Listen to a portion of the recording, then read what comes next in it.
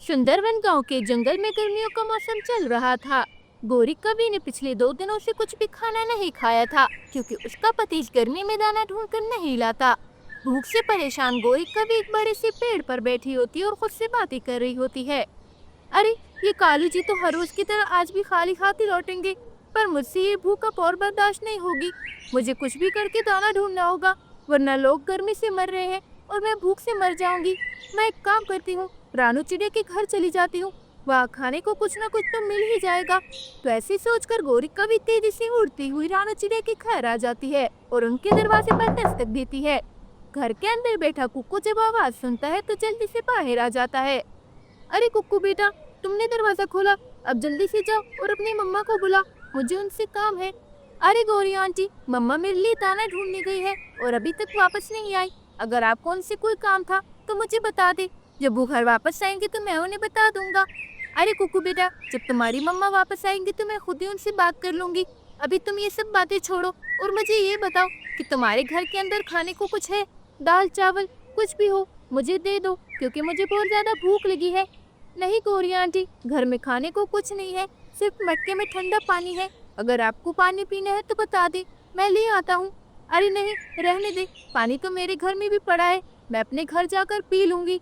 ऐसे बोलकर गोरी कवि जाने ही वाली होती है कि इतने में रानू चिड़िया दाना लेकर आ जाती है।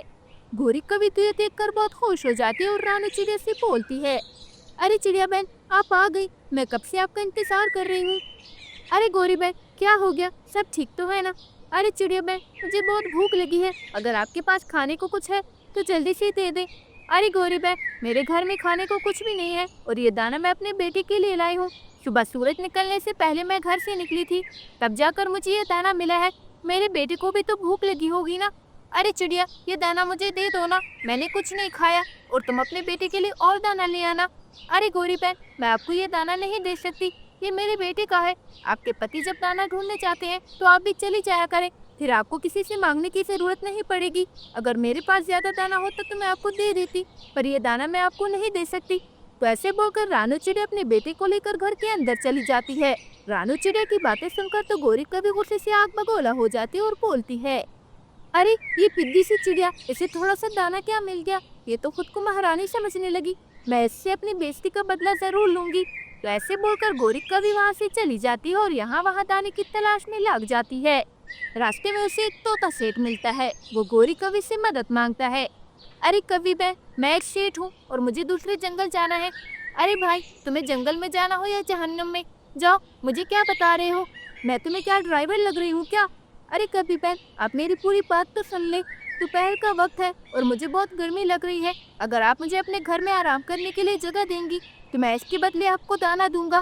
गोरी कवि तो तोते सेठ की ये बात सुनकर बहुत खुश हो जाती है और जल्दी से उसे अपने घर ले जाती है। वहाँ कालू कौवा भी आ गया होता है। अरे कालू जी, आप इस घोंसले से हटे, यहाँ पर तोते सेठ जी आराम करेंगे। अरे गोरी, तुम्हारा दिमाग खराब हो गया क्या? ये मेरा घोंसला है, मैं यहाँ पर किसी और को बैठने नहीं दूंगा। और ये तुम किसको उठा कर ले आई हो हमारे घर? कालू कवि की बातें सुनकर गोरी कवि बहुत गुस्सा हो जाती है और उससे पूछती है, अरे कालू जी, क्या आज आप मेरे लिए दाना लेकर आए हैं क्या? नहीं गोरी, सारा जंगल छानने पर मुझे एक आम मिला था और वो भी खराब था। फिर गोरी कवि कालू कवि को दाना लेने की सारी बात बता देती है। कालू कौवा तो जल्दी से घोंसले से नीचे उतर जाता है। अरे तोते सेठ जी, आप मेरे घोंसले में आराम से लेट जाएं, मैं तो जमीन पर भी सो सकता हूँ। हाँ हाँ तोते सेठ जी, आप बैठे, तब तक मैं किचन में जाकर प्लेट लाती हूँ, फिर आप मुझे खाने के लिए दाना दे देना। तो ऐसे बोलकर गोरी कवि जल्दी से किचन में आ जाती है और प्लेट लेकर वापस चली जाती है। अरे तोते सेठ जी, अब जल्दी से मुझे दाना दे दे, क्योंकि मुझे बहुत भूख लगी है। तो ऐसे तोता सेठ गोरी कवि को दाना दे देता है, वो जल्दी से दाना खा लेते हैं और बहुत खुश होते हैं। अरे वाह तोते सेठ जी, आपका दाना खाकर तो बहुत मजा आ गया, मेरा तो पेट ही भर गया। ठीक है कहो, अब तुम दोनों यहाँ से चले जाओ, क्योंकि मुझे शोर में नींद नहीं आती और फिर मुझे रात को दूसरे जंगल सफर करके भी जाना होगा। अरे हाँ हाँ तोते सेठ जी, आप आराम करें, हम बिल्कुल भी शोर नहीं करेंगे। चलो गोरी, हम कहीं बाहर चलते हैं। तो ऐसे बोलकर गोरी कवि और कालू कौवा घर से बाहर आ जाते हैं। वो अपने घर का दरवाजा बंद कर देते हैं और दूर एक जगह बैठ जाते हैं और बातें करते हैं। अरे कालू जी, उस छोटी चिड़िया ने आज मेरी बहुत बेइज्जती की, मैं उससे इसका बदला जरूर लूंगी। अरे उस पिद्दी सी चिड़िया की इतनी हिम्मत कि उसने मेरी पत्नी की बेइज्जती की, मैं उसे ऐसे नहीं छोड़ूंगा। तुम बोलो, मैं क्या करूँ उसका? अरे कालू जी, उसके पास दाना तो है नहीं जो हम चोरी कर लें। तो आप एक काम करें, उसके घर में आग लगा दे। जब इस गर्मी के मौसम में उसका घर जल जाएगा तो फिर देखना कि वो अपने बेटे के साथ कैसे इधर उधर भटकेगी। ठीक है गौरी, अब तुम सिर्फ देखती जाओ कि मैं उस चिड़िया के घर का क्या हशर करता हूँ। तो ऐसे बोलकर कालू कौवा जल्दी से रानू चिड़िया के घर आ जाता है। वो यहाँ वहाँ देखता है और रानू चिड़िया के घर को आग लगाकर वहाँ से भाग जाता है। वो तेज तेज उड़ता है और गौरी कवि के पास आ जाता है। दूसरी तरफ रानू चिड़िया के सारे घर में आग फैल जाती है और वो दोनों माँ बेटा घर के अंदर बैठे होते हैं। अरे मम्मा, ये अचानक से गर्मी इतनी कैसे बढ़ गई? ऐसे लगता है जैसे घर में आग लगी हो। कुकू इतना बोलता ही है कि अचानक से रानू चिड़िया की नजर घर में लगी आग पर पड़ती है।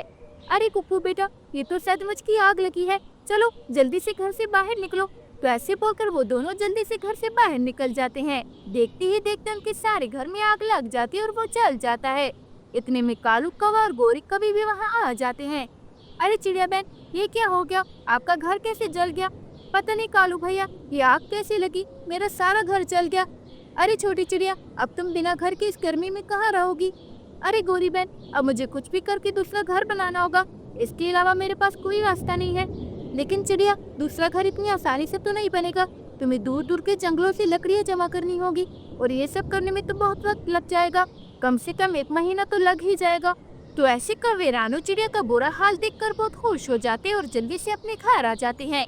वहाँ उनके दिल में लालच पैदा होता है और तोते सेठ की अनाज से भरी पोटली चुरा लेते हैं और अपने किचन में छुपा देते हैं। जब तोता सेठ उठता है तो वो अपनी पोटली ना पाकर परेशान हो जाता है और कौवों से उसके बारे में पूछता है। अरे कौवो, मेरी अनाज की पोटली कहाँ गई? मुझे पता है तुम लोगों ने छुपाई होगी। अब जल्दी से मुझे मेरी पोटली वापस करो, वरना तुम्हारे लिए अच्छा नहीं होगा।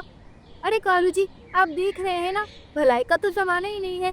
एक तो हमने इनकी मदद की और ऊपर से हम पर चोरी का इल्जाम लगा रहे हैं। आप जल्दी से इन्हें घर से बाहर निकालें, मैं 1 मिनट भी अब इन्हें अपने घर में बर्दाश्त नहीं करूंगी। तो ऐसे बोलकर वो तोते सेठ को घर से बाहर निकाल देते हैं। दूर खड़ी रानू चिड़िया ये सब देख रही होती है और वो तोते सेठ के पास आ जाती है। अरे तोते भैया, क्या हुआ? आप इतने उदास क्यों हैं? और कौवों ने आपको घर से बाहर क्यों निकाला? तो तोता सेठ रानू चिड़िया को सारी बात बता देता है कि कैसे उन कौवों ने उसका सारा अनाज चुरा लिया। अरे तोते सेठ जी, आप परेशान मत हो, आप कुछ दिन हमारे साथ रुक जाएं।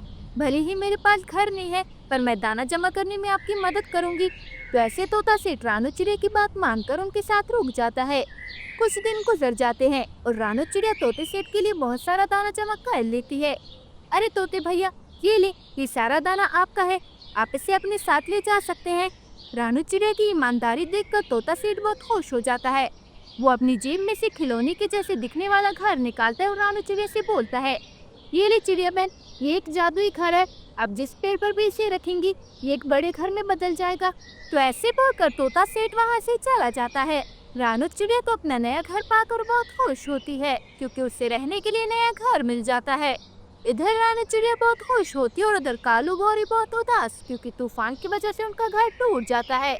तो वो क्या कहते हैं कि कर भला तो हो भला, क्योंकि जो दूसरों की मदद करता है ऊपर वाला उसकी मदद करता है, और जो दूसरों के रास्ते में कांटे बिछाता है उसका अपना रास्ता भी कांटों से भर जाता है। अगर आपको मेरी ये वीडियो पसंद आई हो तो प्लीज़ लाइक, शेयर और सब्सक्राइब करके बेल आइकन के बटन को दबाना मत भूलिएगा। और हाँ, कमेंट भी ज़रूर कीजिएगा। धन्यवाद।